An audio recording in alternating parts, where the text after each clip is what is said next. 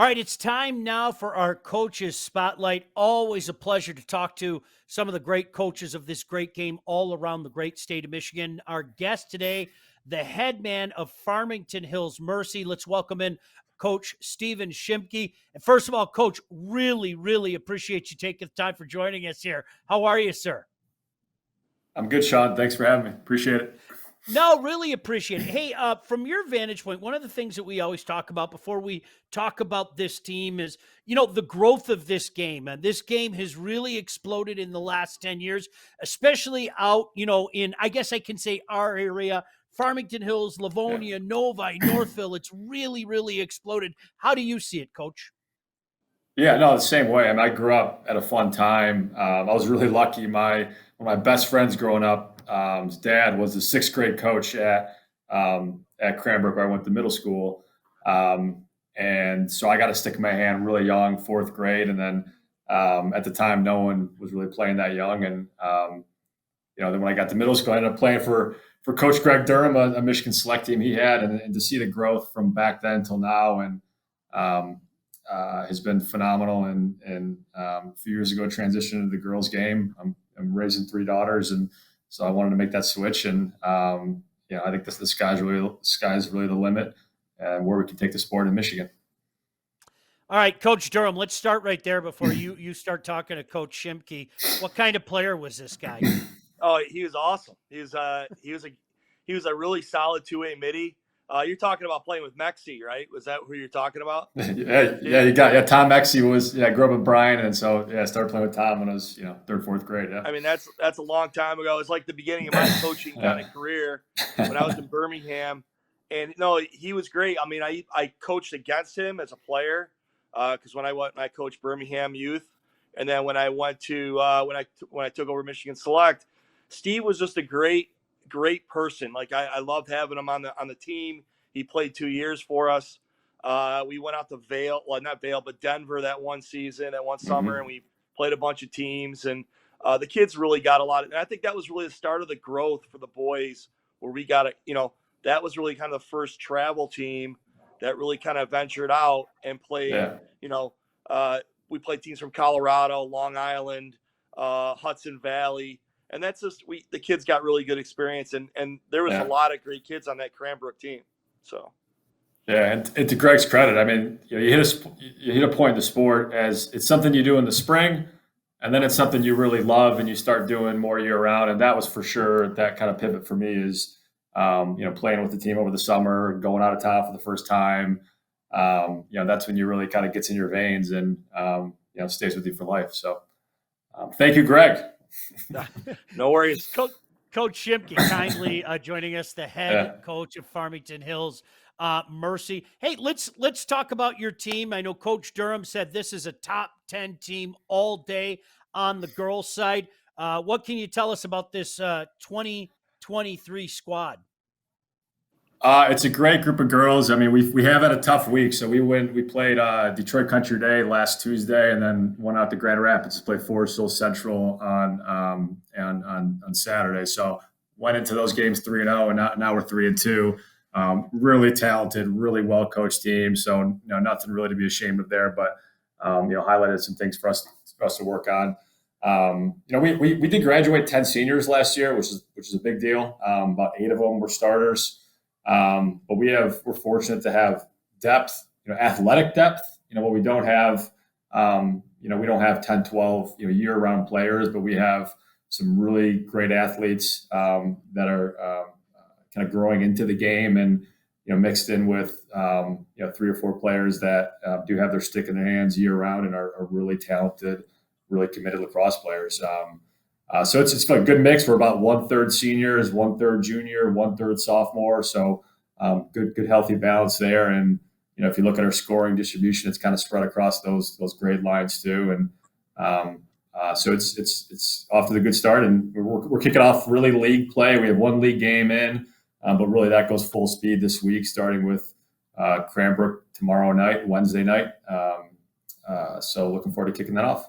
Steve, real quick, do you have like a really good philosophy? Like, I think you're kind of with where I'm at. We're playing those tough teams like those Forest Hill Centrals, like those East Grand Rapids, like Country Day. do you feel that it's like the iron sharpens iron kind of thing, or you're just going to keep better and hopefully strive yourself through the playoffs?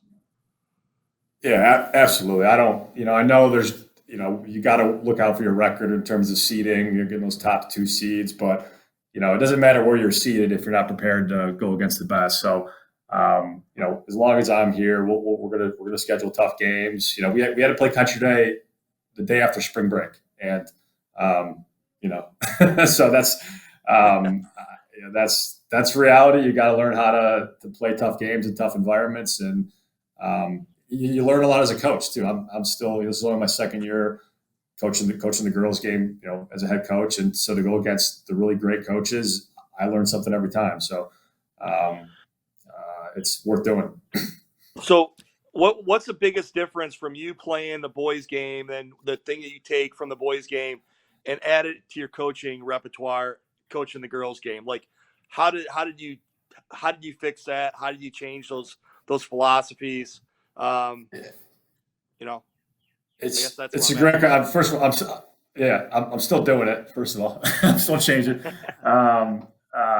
It's the little things, right? I mean, the defense jumps out the most, right? Between shooting space is the obvious one, but even the 3-second rule, fundamentally, it just changes the way you play team defense.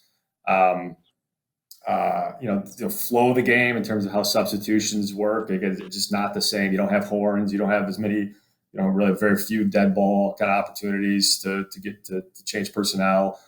So it's the little things, and again, you learn. Obviously, the draw, 8-meter shots. I mean, it's all the X's and O's of how you run an offense and how you set your feet for defense, and that's fundamental. It's the same as boys lacrosse. It's the same as basketball. It's really athletic, team sport fundamentals. But there's a ton around the fringes I've had to adjust to. I'm still adjusting to. Lot to learn still. Coach, we talk about the passion around the state and how this game is growing. In particular, on the girls' side, I know you mentioned you have daughters. Coach Durham has a daughter. This is really one of those sports when it seems to grab you, it grabs you hard, and we're seeing that amongst girls all over the state. Sean, it is such a cool sport. I mean, I was like every other idiot boy growing up who didn't give the game a ton of respect and saw all the whistles and just didn't take the time to understand it. And I had a younger cousin who played at the time Division II for Lindenwood. I went out and watched her college game, and I had at the time my 2 youngest were born really young, and watching that game, it just totally flipped my perception. I realized how unbelievable of a game it is, how fast paced, how when it's played well is every bit as entertaining, if not more entertaining, as the boys of the men's game. If you watch Division I on TV, it is awesome. I mean, you watch the playoffs, the regular season, it really doesn't matter. It is an unbelievable sport. We have really great athletes playing it, and it's just again the sky is the limit. If you're a great athlete and you're a girl, pick up a stick, start playing. We need more great athletes playing the sport, but it's awesome. It just is. Before we let you go, we would be remiss if we didn't ask you about your upcoming schedule and games that maybe people can keep an eye on and, perhaps go see some of the good things going on with your team. As you mentioned, pretty good mix for this Mercy team. You've got some sophomores, you've got some juniors, you've got that senior leadership. What does your upcoming schedule look like? Yeah, it's a lot of fun. So we play in basically a 3-team league, which sounds a little funny, but it can be a lot of fun. So it's us, Cranbrook, and Marion. We'll go against Cranbrook Wednesday night. We're playing at the Hawk, former Farmington Hills Harrison High School. That'll be our home game. We go to Skyline on Friday, and then we come right back to play Cranbrook again at the Oval. I love playing at the Oval. That's where I played, the Cranbrook Oval, their home game.